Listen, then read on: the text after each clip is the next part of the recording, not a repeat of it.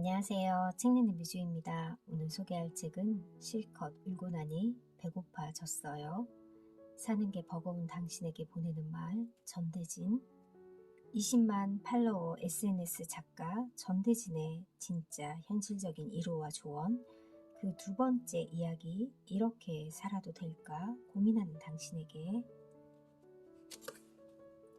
지은이 전대진. 삶을 향한 뜨거움과 열정을 잃은 사람들, 위로와 도전이 필요한 사람들에게 나의 삶이 담긴 이 이야기와 함께 인생의 온도를 높일 수 있길 기대한다. 한 사람은 한 세상이다. 한 사람을 감동시키면 한 세상을 변화시킨 것과 다름없다. 그 한 사람이 누군가에게는 전부이자 세상이기에 그들을 위해 마음의 글을 쓴다.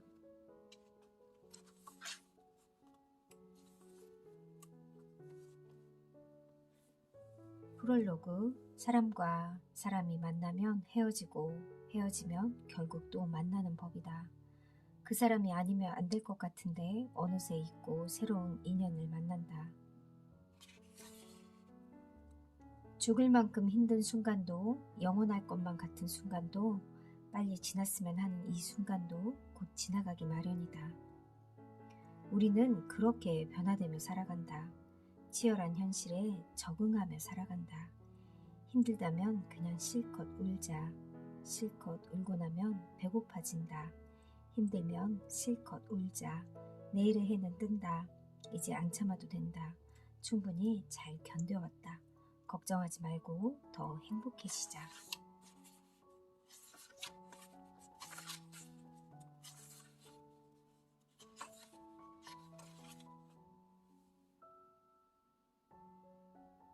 하고 싶은 거 하나쯤은 하고 살자.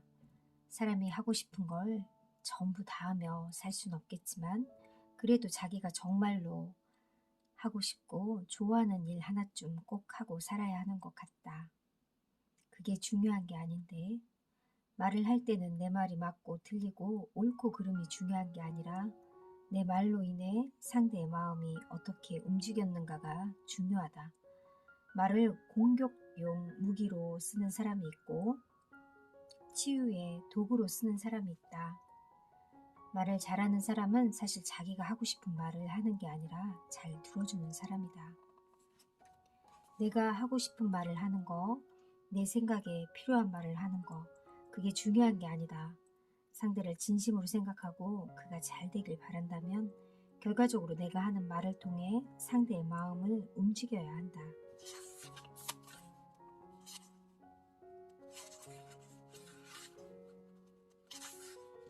사람은 왜 이럴까? 취업하고 싶다. 취준생. 퇴사하고 싶다. 직장인. 빨리 성인이 되고 싶다. 학생. 학생일 때가 좋았다. 성인. 연애하고 싶다. 솔로. 혼자가 편하다. 커플. 올해는 꼭 결혼하고 싶다. 결혼 전. 시간을 돌이킬 수 있다면 결혼 후. 정말 왜 이럴까요? 정말 너무 취업이 하고 싶어서 취업을 했더니 퇴사하고 싶어하는 그 직장인의 마음도 이해가 되면서 막상 원하는 걸 성취하고 나서는 또 다른 생각을 하는 게 사람의 마음이지 않을까 그런 생각이 드네요.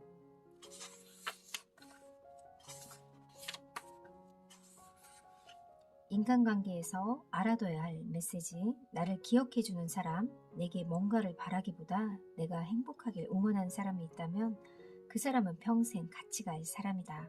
그런 인연은 놓치지 말자. 소홀하게 생각하지 말자. 나를 나 자신이게 만드는 사람, 내가 가면을 쓰지 않도록 하는 사람을 만나면 행복하다. 함께하는 시간이 특별해진다. 만약 그런 사람이 곁에 있다면 당신은 정말로 행복한 사람이다. 나 자신이게 하는 사람, 복잡한 세상, 차가운 세상에서 가면을 쓰지 않아도 되는 사람, 나 그대로를 봐주는 사람, 배울 점이 있는 사람, 친구든 연인이든 배울 점이 있는 사람을 만나야 오래가는 것 같다.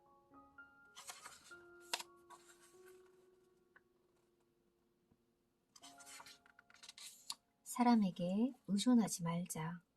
사람에게 의존하지 말자. 사랑하는 사람에게 기대는 것과 맹신하고 의존하는 건 엄연히 다르다. 서운함이란 감정이 자주 든다면 내가 그 사람에게 의존했다는 것이고 내심 바라는 게 있었다는 의미다. 사람에게 의존하거나 기대하지 말자. 안 그래도 바쁘고 머리 아픈데 인간관계까지 머리 쓰지 말자. 좋은 사람을 더 많이 만나자. 이상한 사람들 때문에 더는 마음 상하지 말자. 좋은 사람과 만나기에도 시간이 부족하지 않나? 그 사람 부모도 바꾸지 못한 그를 내가 바꿀 순 없다. 사람을 고쳐 쓰는 게 아니라는 말이 괜히 있는 게 아니다. 내가 어쩔 수 없는 걸로 더는 스트레스 받지 말자. 내가 할 일에 집중하자. 기운이 없을 때도 그 사람만 보면 기분이 좋아지고 힘이 나는 사람이 있고 있던 힘도 빠지게 하는 사람이 있다. 기분이 좋아지는 사람을 많이 만나면 내가 달라지고 하루가 달라지고 심지어 인생도 달라진다. 사람을 잘 만나자.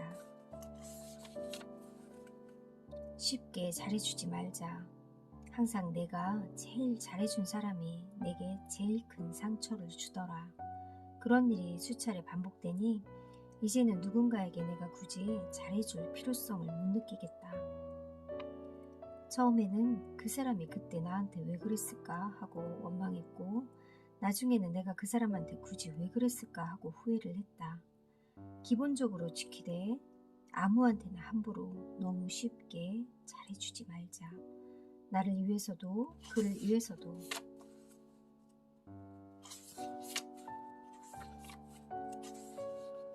내가 사달라고 한 적 없잖아요. 어느 날 카페에서 각자 마실 것을 주문하고 계산한 후 사람들과 대화를 나누고 있는데 그 사람이 뒤늦게 도착해 물었다.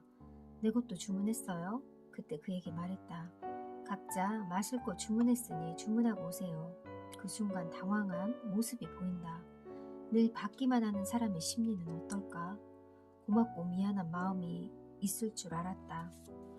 그런 관계가 건강할 리가 없다. 얼마 지나지 않아 갈등이 생겼다. 그때 그가 하는 말이 내가 사달라고 한 적 없잖아요 였다. 사람이 살면서 너무 돈 노래를 부르며 돈이 인생의 전부가 돼서는 안 되겠지만 평소에 아무 생각 없이 막 쓰고 다니다 정작 정말 필요한 순간에 없어서 이리저리 빚지고 난 왜 이리 돈이 없을까 라고 하는 것도 문제다. 타인에게 충고하려는 사람의 3가지 자격. 첫째, 그 사람이 나에게 먼저 도움을 요청했는가? 요청받지 않는 충고는 오지랖이고 폭력이다. 둘째, 내가 그 사람에게 무엇을 줄 수 있는가? 그 사람이 나한테 배우고 싶을 만한 게 있나? 셋째, 내가 말하는 대로 나도 그렇게 살고 있는가? 자기도 안 되는 걸 왜 남에게 요구할까? 다른 사람의 인생에 충고를 한다는 건 그 사람의 시간과 나의 이야기를 교환하는 것이다. 그냥 수다 떨면서 내 스트레스를 푸는 게 아니다. 내가 하는 말에 책임지고 내 인생부터 열심히 잘 살아내려고 발부둥 쳤고 그 노력을 다른 사람들에게 인정받은 사람에게 주어지는 특권이다. 정직과 솔직, 인격과 성격. 성격은 타고나는 거지만 인격은 훈련이 가능하다. 앞에서 했던 말을 당당하게 하는 사람들은 그 말이 자신의 가치를 떨어뜨리라는 말이라는 걸 알았으면 좋겠다. 스스로 나는 훈련이 덜 됐어요 라고 하는 말과 같다. 저렇게 말하는 사람이 앞에 있다면 앞으론 속으로 이렇게 생각해 버리자. 자랑이다.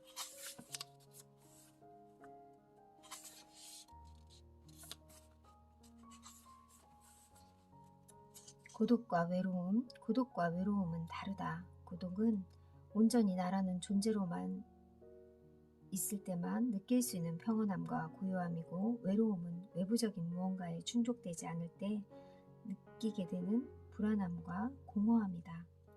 고독한 시간 속에서 내가 나에게 던진 질문에 스스로 답하는 과정이 나를 성장시켰다. 내가 뭘 좋아하는지, 내가 뭘 잘할 수 있는지, 내가 뭘 이루고 싶은지, 뭘 해내고 싶은지 스스로 생각해보고 정리해보는 시간을 가지는 것과 그냥 눈앞의 현실만 보고 사는 것은 다르더라.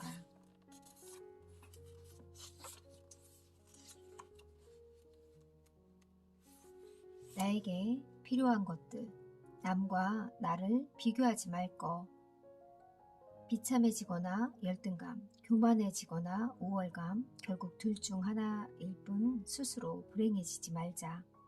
있는 그대로를 사랑할 것, 세상에서 단 하나뿐인 유일한 사람이기에 당신은 당신이란 이유 하나로 특별한 존재, 그 모습에 멈춰 있지 말 것, 어제의 나보다 나은 내가 되기 위한 노력을 멈추지 말자.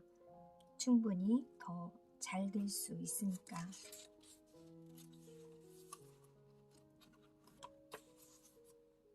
꽃들도 별일이 다 일어나는 세상에서 별일이 없이 사는 게 얼마나 감사한 일인지 그땐 잘 몰랐다. 내가 계획하지 않은 갑작스런 위기가 닥치고 나서야 집 밖을 나가서 사람을 만나며 보낸 일상의 소중함을 알았다. 일상에서 꿈을 찾아 헤맸는데 이제는 일상이 꿈이 되었다.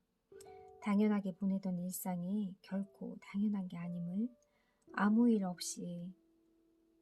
일이 없는 평범한 일상이 얼마나 감사한지 하루하루 깨닫게 됐다. 삶으로 쓴 내 이야기가 씨앗이 되어 곳곳에서 울음소리가 가득한 이때에 얼른 웃음소리가 꽃피었으면 좋겠다.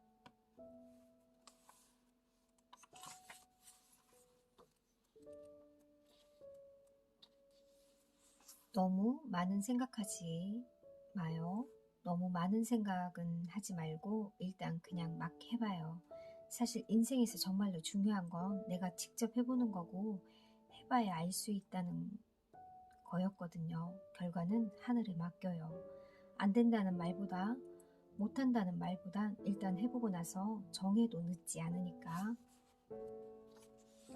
다 헛수고라는 걸 알았을 때 백종원의 골목식단이란 프로그램을 종종 챙겨본다. 23년간 떡볶이를 만들어 온 할머니가 있었다. 20년을 하루같이 매일 양념장을 연구하고 만들었지만 할머니의 떡볶이를 먹은 백 대표는 말했다. 여태까지 먹어본 떡볶이 중 제일 맛없다. 53년 평생 제일 맛없는 떡볶이라고. 만들어둔 양념장은 다 버리라고 했다. 그 말을 들은 할머니의 심정이 과연 어땠을까? 할머니는 충격을 받지만 그 다음이 중요했다. 백두페는 시중에서 구할 수 있는 고추장을 가져왔다. 기본에 충실한 떡볶이를 만들자 짧은 시간 안에 훨씬 맛있는 떡볶이가 완성됐다. 그 후 손님들이 바로 붐비기 시작하고 여기저기서 맛있다라는 말이 들렸다. 20년 만에 처음 느껴보는 활기찬 가게를 보며 할머니는 새 떡볶이를 입에 넣더니 눈물을 흘렸다. 그 눈물과 이어진 한마디가 인상 깊었다. 여즉 힘들게 장사했네. 그 모습을 보면서 여러 감정을 느꼈다. 20년간의 축적된 노력이 헛수고라는 게 밝혀지기까지는 몇 분도 걸리지 않았다. 특별한 비법이라도 있었다면 덜 억울할 텐데 누구나 따라할 수 있을 만큼 너무도 간단했다. 어떻게 그 할머니는 20년간의 짐을 던져버리고 새로운 출발을 할 수 있었을까? 그건 아마도 생각의 차이일 것이다. 타인의 지적을 받아들였기에 가능했다. 어떻게 나한테 그런 말을 할 수 있지? 상대의 지적을 상처로 받는 게 아니라 내가 부족한 게 뭘까? 뭘 바꿔야 할까? 도리어 질문을 던졌기에 가능했다. 타인의 지적에 인격적 무시나 조롱이 아니라 내 노력에 대한 객관적인 평가, 어떻게 반응하냐에 따라 한 사람의 운명이 결정된다. 흐트러진 관계를 회복하려면 진심으로 상대와 회복하고 싶은 마음을 가지고 눈에 보이지 않는 마음을 눈에 보이도록 전달하는 것이다. 여기까지가 내가 할 일이다. 그 이상은 상대에게 맡겨야 한다. 회복도 마찬가지다. 서로의 마음이 같아야 한다. 어떤 의미에서 오히려 잘됐다고 생각하자. 그 사람이 나와 계속할 사람인지 아니면 여기까지인지를 알기에 좋은 계기가 됐으니 말이다. 어떤 한 사람이 상대를 소중히 여기는지 아닌지를 알 수 있는 가장 단순하고 정확한 방법은 선택하는 걸 보면 된다. 선택이 곧 본심이기 때문이다. 만약 내가 먼저 다가갔는데 상대방이 회복 의사가 없다면 그 또한 다른 의미에서의 회복이다. 그 사람이 내게서 멀어졌기에 내가 새로운 인연을 만날 기회가 주어졌으니 말이다. 정말로 사랑하면 오해할 일도 이해되고 사랑하지 않으면 이해할 일도 오해한다. 정말 맞는 말인 것 같습니다. 착한 건 잘못이 아니야. 착한 게 잘못이 아니라 착한 걸 이용하는 게 잘못된 거다. 그런데 사람들은 착하게 살지 말라고 하더라. 그럼 세상이 어찌 될까? 착하게만 살지 말 것, 착하게만 살지는 말 것. 배려는 상대가 고마움을 알아야 한다. 아니다 싶으면 말할 것. 지켜야 할 선을 넘는다면 참아선 안 된다. 솔직하게 할 말은 할 것. 상대가 내 마음을 알아주길 바라지 말자. 착하면서도 잘 살 순 없을까? 착하다는 말이 어릴 때는 칭찬이었는데 어른이 되고 나서는 그게 더 이상 칭찬이 아닌 듯하다. 사람은 참 좋은데 세상 물정을 너무 모르는 사람, 사람이 때묻지 않고 좋은데 이용당할까봐 걱정되는 사람, 어른이 되고 나니까 그런 사람들에게 착하다고 했다. 착하게 살면서도 잘 살 순 없을까? 고민하다가 문득 떠오른 생각이 있다. 착한 토끼는 약해서 나쁜 늑대에게 잡아먹힌다. 착한 호랑이는 강해서 아무나 건드리지 못한다. 나 스스로 더 강해지거나 호랑이를 친구로 두거나 여럿이서 힘을 합치면 된다. 정말 착한 호랑이가 되어야 되겠어요. 요즘 세상에는 착한 호랑이가 맞는 것 같습니다.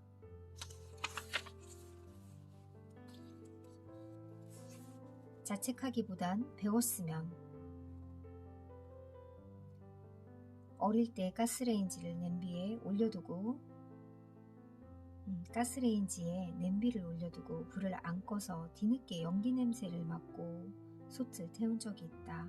그 후로 평소에 반드시 가스밸브를 잠그고 외출할 때마다 한 번이라도 더 확인하는 습관이 생겼다. 작은 실수에 내가 어떻게 반응하는지는 그 태도가 중요하다.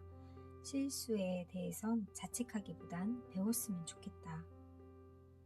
사람이 뭔가 잘해보려고 하는 과정에서 실수하거나 잘 안되면 자책하고 실망할 때가 있다. 절대 실망할 필요가 없다.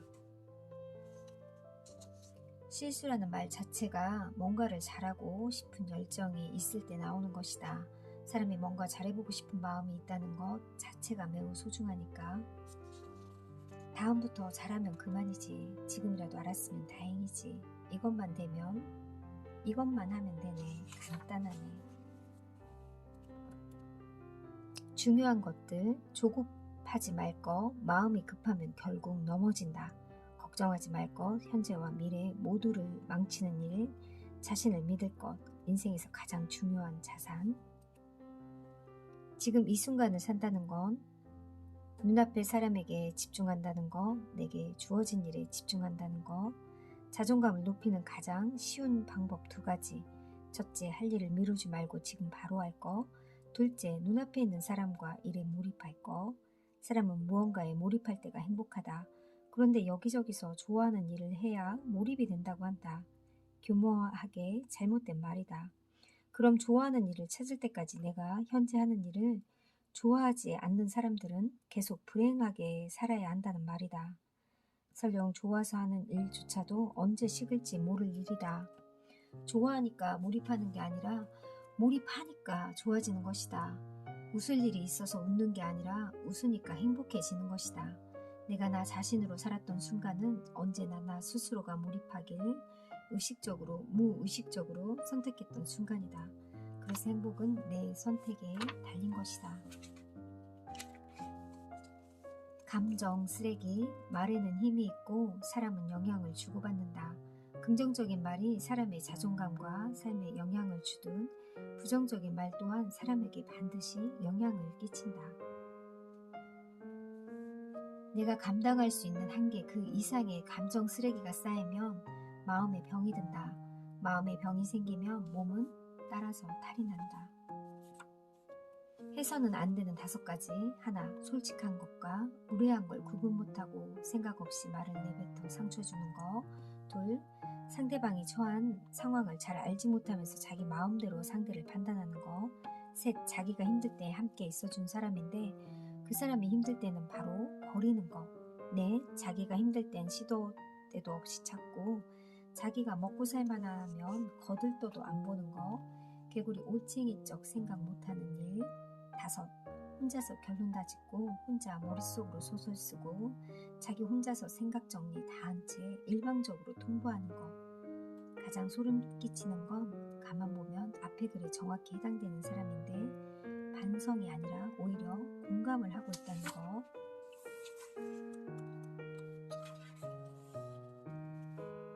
당신에게 남은 시간. 눈앞에 닥친 문제가 너무 커 보일 때 어떻게 반응할지 모르겠고 무엇이 더 좋은 선택일지 고민된다면 간단한 해결책이 있다. 오늘이 내 인생 마지막 날이라고 한번 생각해보자. 실제로 건강한 성공을 이룬 사람들과 현인들은 모두 입 맞추어 지혜로운 선택을 내려야 할 때 죽음에 대해 생각하라고 했다. 죽음에 대한 생각은 사랑과 사람, 삶 앞에서는 더 뜨겁게, 문제와 현실 앞에서는 더 차갑게 나를 더 행복하고 지혜롭게 해준다. 잘 사는 인생이 따로 있나요? 무언가 안 풀릴 땐 그냥 실컷 울어버리고 다시 시작하는 거예요. 맞아요. 우리가 힘든 일이 있을 때는 한 번쯤 실컷 울고 난 후에는 감정 정리도 되고 마음도 정화되기도 하잖아요. 정신을 차리게 되기도 하고요. 정말 울고 싶을 때는 실컷 우는 그런 것도 필요한 것 같습니다.